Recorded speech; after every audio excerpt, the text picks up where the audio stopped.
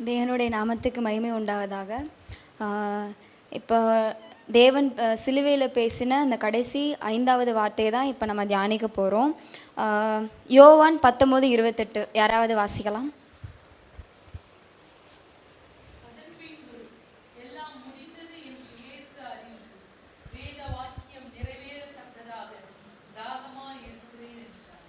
ஆமேன். தாகமாக இருக்கிறேன், I'm thirsty அப்படின்றதான் இன்றைக்கி அதை பற்றி தான் நம்ம தியானிக்க போகிறோம்.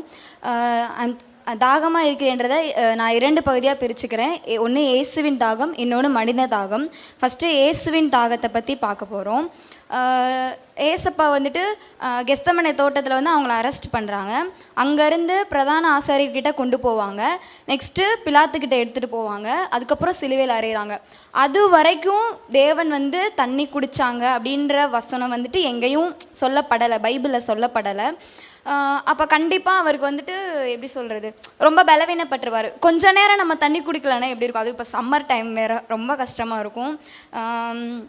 தண்ணி குடிக்காமல் தான் இருந்திருப்பாங்க. அப்போ சரீரத்தில் ரொம்ப பலவீனப்பட்டிருப்பாங்க. ஸோ அதை பிரதிபலிக்கிறதா தான் தேவன் வந்து தாகமாக இருக்கிறேன் அப்படின்னு சொல்லிட்டு சொன்னாங்க. அடுத்து வந்து இஸ்ரவேலுக்கு வந்து தேவன் வந்து வனாந்தரத்தில் தாகம் இருக்கும்போது அவங்களோட தாகத்தை வந்து தேவன் தீர்த்தார்.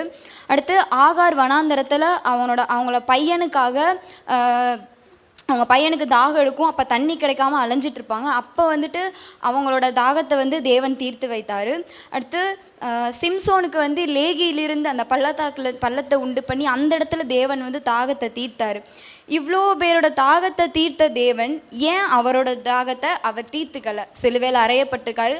அவர் நினச்சா முடியும். அவர் வந்து பெரிய கடவுள். அவருக்கு தண்ணி வேணுன்றப்ப அவர் எப்படி வேணால் அவர் கொண்டு வந்திருக்கலாம். ஆனால் அவரோட தாகத்தை வந்து தீர்த்துக்கலை. இந்த இடத்துல வந்து இயேசுவின் தாகத்தை வந்து அவர் மனித ரூபமாக இருந்தனால அவருக்கு அந்த தாகம் ஏற்பட்டிருக்கு. அதன் மூலமாக வந்துட்டு அவரோட தாகத்தை வந்து நம்ம இதில் வந்து வெளிப்படுத்துது. இயேசுவின் தாகத்தை வந்து நான் 3 பகுதியாக பிரிச்சிருக்கேன். ஃபஸ்ட்டு வந்து வேத வாக்கியம் நிறைவேற தாகம். சங்கீதம் 69:21 யாராவது வாசிக்கலாம்?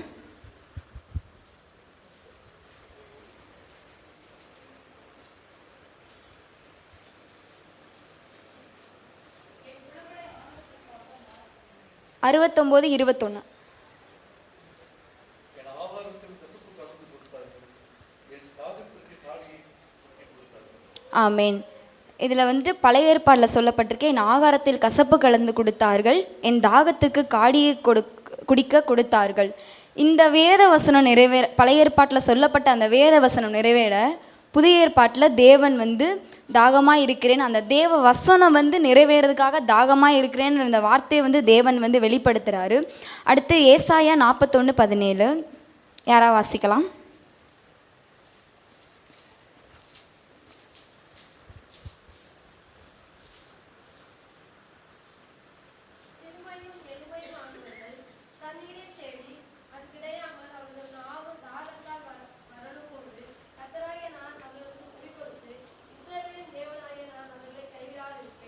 ஆமேன். இந்த வசனத்தை சொல்கிறாங்க, சிறுமையும் எளிமையுமானவர்கள் தண்ணீரை தேடி அது கிடையாமல் அவர்கள் நாவு தாகத்தால் வரலும் போது கர்த்தராகிய நான் அவர்களுக்கு செவி கொடுத்து இஸ்ரவேலின் தேவனாகிய நான் அவர்களை கைவிடாது இருப்பேன்.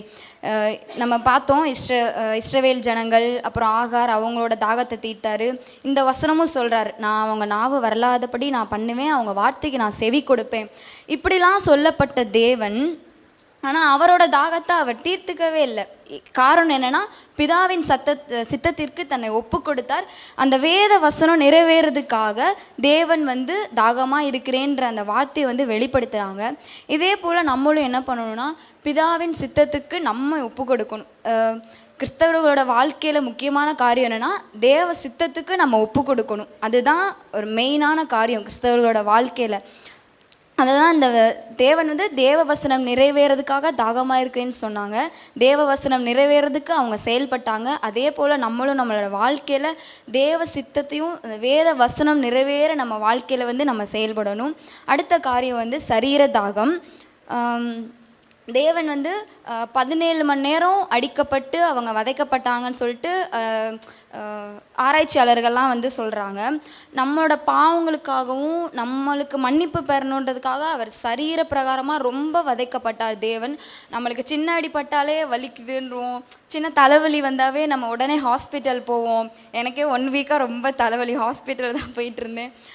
சின்ன விஷயம் வந்தாவே நம்ம முடியலைன்னு உடனே டேப்லெட்டு, உடனே ஹாஸ்பிட்டலு. சர்ச்சில் நம்ம வந்துட்டு ஒர்ஷிப் பண்ணுறதுக்கு கை தூக்குறதுக்கே நம்மளுக்கு கஷ்டமாக இருக்கும், ரொம்ப நேரம் நீல் டவுன் போடுறதுக்கும் கஷ்டமாக இருக்கும். அதுக்கு எக்ஸாம்பிள் நானே சொல்லிப்பேன், நீல் டவுன் போடுறது கஷ்டமாக இருக்கும். ஆனால் அவர் அவ்வளோ நேரம் சரீர பிரகாரமாக அவர் ரொம்ப வதைக்கப்பட்டார். அப்போது சங்கீதம் 22:15 வசனத்தை வாசிக்கலாம், நான் வாசிக்கிறேன். என் பெலன் ஓட்டை போல் காய்ந்தது, என் நாவு மேல் வாயோடு ஒட்டி கொண்டது, என்னை மரணத்தூளிலே போடுகிறீர். இந்த இடத்துல தேவனோட சரீர தாகத்தை பார்க்குறோம். அவன் ஜீசஸ்க்கு வந்து அந்த கசப்பான காடியை வந்து குடிக்க கொடுப்பாங்க. அப்போ அதை ஏற்றுக்கொள்கிறாரு. அந்த இடத்துல அவங்களுக்கு அந்த ரத்தம்லாம் ரொம்ப குத்தி ரொம்ப அதுக்கப்புறம் அந்த ரத்தம்லாம் வந்துட்டு அவங்களுக்கு உறைஞ்சிரும், கண்டிப்பாக அந்த இடத்துல உறைஞ்சிரும், அந்த ரத்தம் உறைஞ்சி நின்றும்.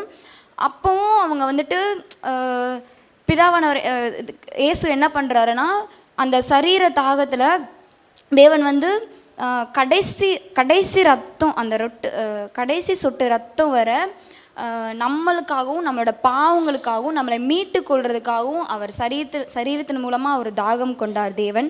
அடுத்த காரியம் ஆத்தும தாகம். ஏசப்பா வந்து சிலுவையில் அரைஞ்சிட்டாங்க.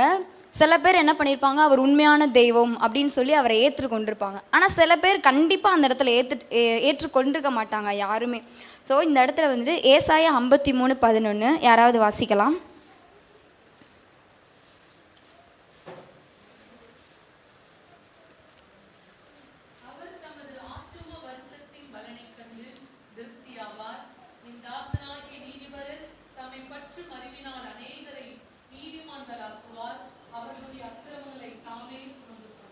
ஆமேன். இந்த வசனத்தை சொல்கிறாங்க, அவர் அநேகரை நீதிமான்கள் ஆக்குவார், அவர்களுடைய அக்கிரமங்களை தாமே சுமந்து கொள்ளுவார்.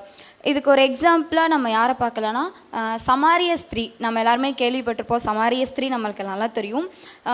யூதர்கள்லாம் வந்துட்டு அந்த சைடு போக மாட்டாங்க, அவங்க இருக்கிற அந்த ஊர் பக்கமே அவங்க போக மாட்டாங்க. ஆனால் ஏசப்பா வந்துட்டு அந்த சமாரிய ஸ்திரீ இருக்கிற அந்த ஊர் வழியாக அவங்க வராங்க. அவங்க அந்த கிணத்துக்கிட்ட இருக்கும்போது ஏசப்பா கேட்குறாரு, எனக்கு தண்ணி கொடு அப்படின்னு சொல்லி கேட்குறாரு. அப்போ அவங்க சொல்கிறாங்க, நீங்கள் யூதர், நான் சமாரிய ஸ்திரீ, நான் உங்களுக்கு தண்ணி கொடுக்கக்கூடாது அப்படின்னு சொல்லி சொல்கிறாங்க. ஆனால் அதுக்கப்புறம் ஏசப்பா என்ன வார்த்தை சொல்கிறாங்கன்னா, நான் கொடுக்கும் தண்ணீரை குடிப்பவனுக்கு மறுபடியும் தாகம் உண்டாகாது அப்படின்னு சொல்லி அந்த வார்த்தையை சொல்கிறாங்க. அந்த இடத்துல உடனே அந்த ஸ்திரீ தண்ணி குடிக்கிறாரு. அவங்க அந்த ஸ்திரீ வந்து ரட்சிக்கப்படுறாங்க. இந்த இடத்துல என்ன பார்க்குறோன்னா, தேவனுக்கும் ஆத்தும தாகம் இருந்தது. அவர் அந்த ஆத்தும தாகத்துக்காக செயல்பட்டார், அந்த ஸ்திரீயை வந்து ரட்சித்தார். அதன் மூலமாக அதை பார்த்து நிறைய பேர் கண்டிப்பாக அந்த இடத்துல மனம் திரும்பியிருப்பாங்க, ரட்சிக்கப்பட்டிருப்பாங்க. இந்த இடத்துல தேவனோட அந்த ஆத்தும தாகத்தை நம்ம பார்க்குறோம். அப்போ இப்போ இருக்கிற நம்ம யோசிக்கணும், நம்மளுக்கு வந்துட்டு அந்த ஆத்தும தாகம் இருக்கா, நம்ம வந்து ஆத்துமாக்கள் வந்து ரட்சிக்கப்படணும் அப்படின்னு நம்மளோட பர்சனல் ப்ரேயராக நம்ம பண்ணுறோமா? சபையில் இருக்கும்போது எல்லாருமே பண்ணுவோம் கண்டிப்பாக, ஆத்துமாக்கள் வேணும், எங்களுக்கு ஆத்துமாக்கள் கொடுங்க அப்படின்னு. ஆனால் நம்ம பர்சனலாக நம்மளோட ப்ரேயர்லலாம் எங்களுக்கு ஆத்துமாக்களை கொடுங்க நம்ம ஜெபிக்கிறோமா? ஆத்தும பாரம் ஒவ்வொருத்தருக்கும் பர்சனலாக அவங்க லைஃப்பில் இருக்கணும், அதுக்காக நம்ம வந்து அதிகமாக ஜெபிக்கணும். இதை தான் இந்த இடத்துல பார்க்குறோம். அடுத்ததாவது மனித தாகம். ஃபஸ்ட்டு இயேசுவின் தாகத்தில் அதை பார்த்தோம். அடுத்து மனித தாகம். 1 பேதுரு 5:8 யாராவது வாசிக்கலாம்.